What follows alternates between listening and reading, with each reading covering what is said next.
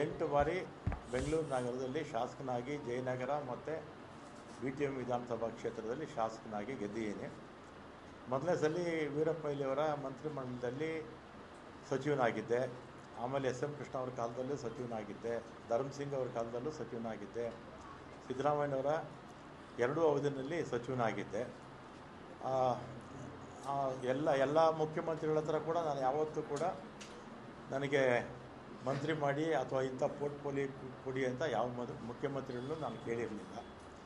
ಆಮೇಲೆ 2023ರಲ್ಲಿ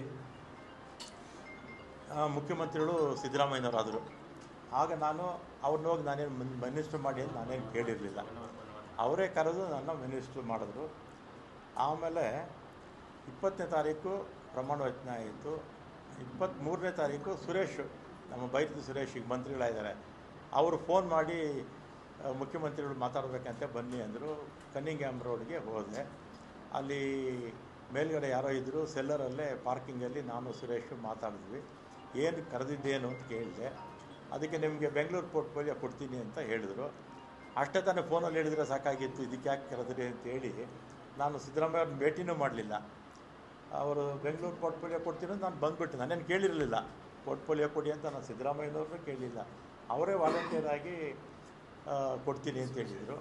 ಆಮೇಲೆ 25ಕ್ಕೆ ಅನೌನ್ಸ್ ಆಯಿತು ಪೋರ್ಟ್ಫೋಲಿಯೋ. ನನ್ನದು ಮತ್ತೆ ಟ್ರಾನ್ಸ್ಪೋರ್ಟ್ಗೆ ಹಾಕ್ಬಿಟ್ಟಿದ್ರು.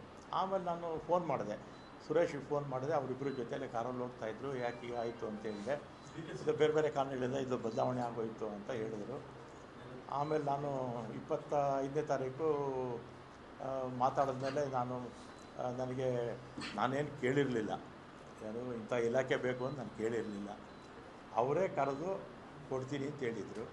ಆಮೇಲೆ ನಾನು ಬೇಡ, ನನ್ನ ಮಂತ್ರಿಮಂಡಲದಲ್ಲಿ ಇರೋದಿಲ್ಲ ಅಂತ ನಾನು ಹೇಳಿದೆ. ಆಮೇಲೆ ನಮ್ಮ ಈಗಿನ ಮುಖ್ಯಮಂತ್ರಿಗಳು ಯಾರು, ನಮ್ಮ ಶಿವಕುಮಾರ್ ಅವರು ಮತ್ತು ಅವರ ಸಹೋದರ DK ಸುರೇಶು, ಇವರೆಲ್ಲ ನಮ್ಮ ಮನೆಗೆ ಬಂದು 2.5 ವರ್ಷ ಆದಮೇಲೆ ನಾನೇ ಚೀಫ್ ಮಿನಿಸ್ಟರ್ ಆಗ್ತೀನಿ, ಆಗ ನಿನಗೆ ಈ ಪೋರ್ಟ್ಫೋಲಿಯೋ ಬಿಟ್ಕೊಡ್ತೀನಪ್ಪ ಅಂತ. ನಾನು ಸಾಯಂಕಾಲ 4 ಗಂಟೆವರೆಗೂ ಇದ್ದರು ನಮ್ಮ ಮನೇಲಿ, ಅಲ್ವೇನಪ್ಪ? ಸಂಜೆ 4 ಗಂಟೆವರೆಗೂ ನಮ್ಮ ಮನೇಲಿ ಇದ್ದರು. ನೀವು ಮಾಧ್ಯಮದವರೆಲ್ಲ ಇದ್ದೀರ ಅವತ್ತು. ಶಿವಕುಮಾರ್ ಅವ್ರನ್ನೂ ಕೂಡ ನಾನು ಮಂತ್ರಿ ಮಾಡ್ಕೊಳ್ಳಿ ಅಂತ ಕೇಳಲಿಲ್ಲ, ಅಥವಾ ಸಿದ್ದರಾಮಯ್ಯನವ್ರ ಹತ್ರ ಹೋಗಿ ನನ್ನ ಮಂತ್ರಿಮಂಡಲದಲ್ಲಿ ಸೇರಿಸಿ ಅಂತ ಹೇಳಲಿಲ್ಲ, ಅಥವಾ ಹೈಕಮಾಂಡ್ಗೆ ಹೋಗಿ ನನ್ನ ಮಂತ್ರಿ ಮಾಡಿ ಅಂತ ನಾನೇನು ಕೇಳಿರಲಿಲ್ಲ. ಮಾಡಿದ್ದಾರೆ, ಸಂತೋಷ. ಮತ್ತು ಅವತ್ತೇ ಶಿವಕುಮಾರು ಬೆಂಗಳೂರು ಪೋರ್ಟ್ಫೋಲಿಯೋ ನಿನಗೆ ಕೊಡ್ತೀನಪ್ಪ ಅಂತ ಹೇಳಿದರು. ಆಯಿತು ಅಂತ ಬಂದೆ. ನಾನು ಅದನ್ನು ಕೇಳಿರಲಿಲ್ಲ, ಅವರಿಗೆ ಅದನ್ನು ಕೇಳಲಿಲ್ಲ.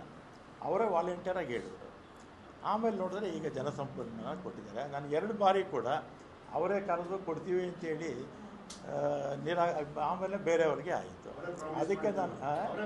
ಅದಕ್ಕೆ ನನಗೆ ಬೇಸರ ಆಗಿ ಈ ಆತ್ಮಸಾಕ್ಷಿ ವಿರುದ್ಧವಾಗಿ ಕೆಲಸ ಮಾಡೋಕ್ಕಾಗ್ತಿಲ್ಲ ಅಂಥೇಳಿ ಇವತ್ತು ನಾನು ರಾಜೀನಾಮೆ ಕೊಡ್ತಾಯಿದ್ದೀನಿ ಅಷ್ಟೇ.